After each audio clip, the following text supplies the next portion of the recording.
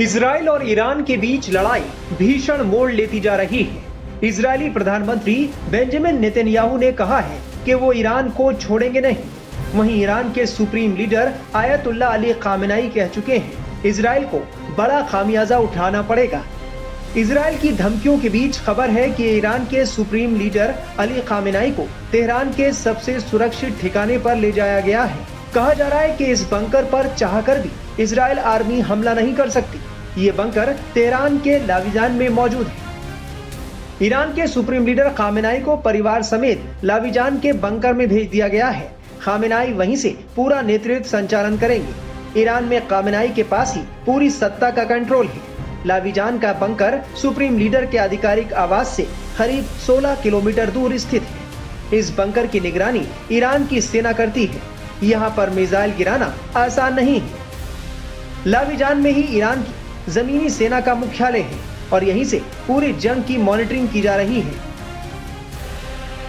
बताया जा रहा है कि अमेरिका के राष्ट्रपति डोनाल्ड ट्रंप ने इजराइल की उस योजना पर वीटो लगा दिया है जिसमें ईरान के सर्वोच्च नेता आयतुल्ला अली खामेनेई की हत्या की साजिश रची गई थी।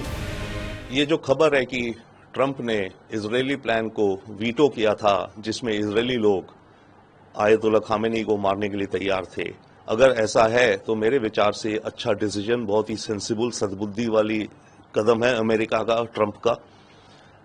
अगर ये होता, और कह नहीं सकते आगे ना हो, बट अगर ये होगा तो मिडिल ईस्ट में जो आग इस समय लगी हुई है और भड़केगी भड़केगी भड़केगी। देखिए, ईरान इजराइल में जो हो रहा है बहुत अनफॉर्चुनेट है, पर ये तो होना ही था, कई वर्षों से होना ही था। इजराइल बहाना ढूंढ रहा था, खासकर नेतन्याहू बहाना ढूंढ रहे थे और उन्हें था भी कि ईरान का न्यूक्लियर आर्सेनल हमें खत्म करना है। अब जो ये जंग छिड़ी पड़ी है, ये जंग अगर इसको अपना ऑब्जेक्टिव अचीव करना है कि ईरान के न्यूक्लियर फैसिलिटी उड़ानी है, उसमें अमेरिका को आना पड़ेगा। उतने बड़े बॉम्ब और उतने बड़े एयरक्राफ्ट इजराइल के पास नहीं है जो कि ईरान के माउंटेन्स, पहाड़ों के अंदर जो इनका न्यूक्लियर फैसिलिटी है उसको उड़ा दे।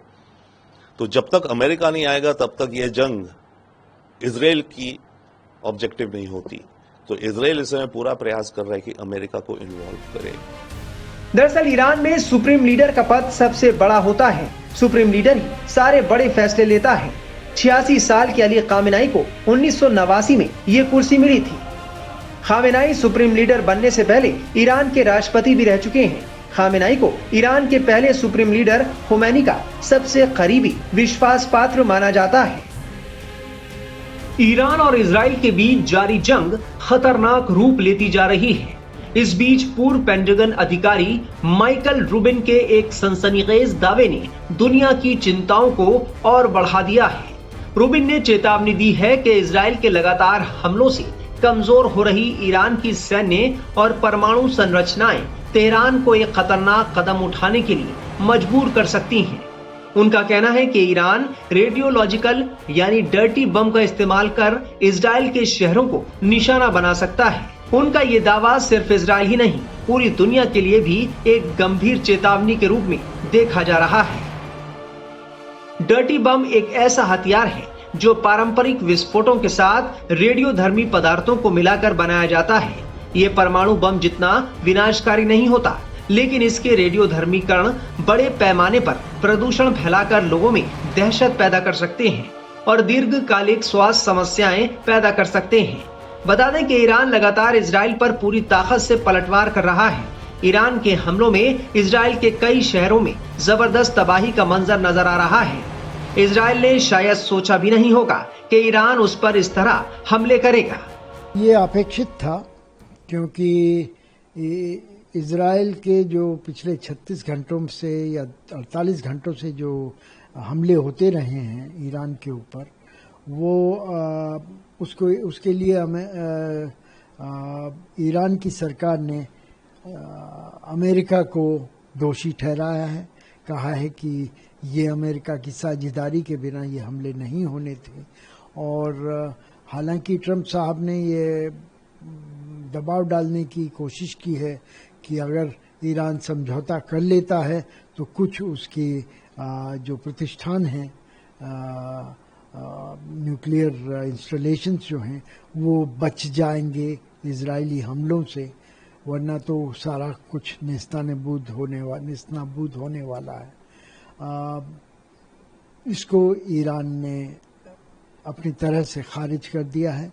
और अगर सीधे सीधे कहना चाहें तो अगर इस समय ईरान अमेरिका से वार्तालाप करता तो वो दबाव में किया गया वार्तालाप होता कि इजराइल के हमलों की वजह से ईरान डर गया है और वो अमेरिका के साथ एक आसान सी संधि करने के लिए तैयार हो गया है अपनी शर्तों से हट करके।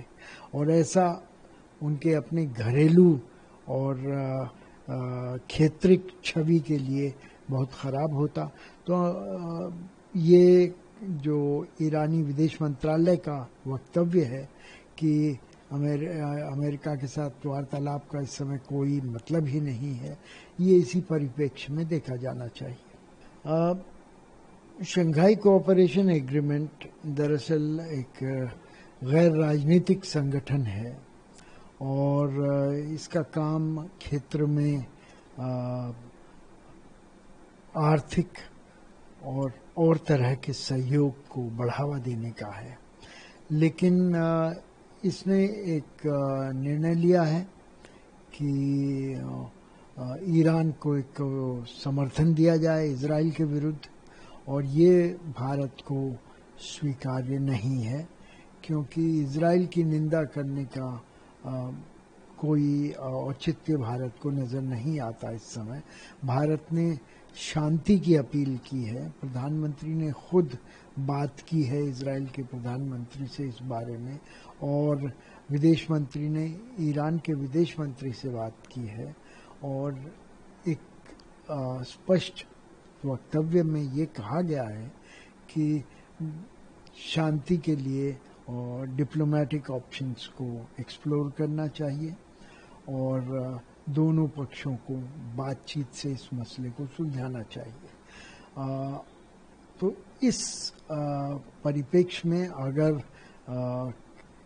शंघाई कोऑपरेशन एग्रीमेंट का एक तरफी बयान आता है जिसमें ईरान तो सदस्य है एससीओ का लेकिन इजराइल नहीं है, और तो एक तरह से ये ईरान के समर्थन में वक्तव्य है जिसके बारे में भारत ने अपनी असहमति जाहिर की है।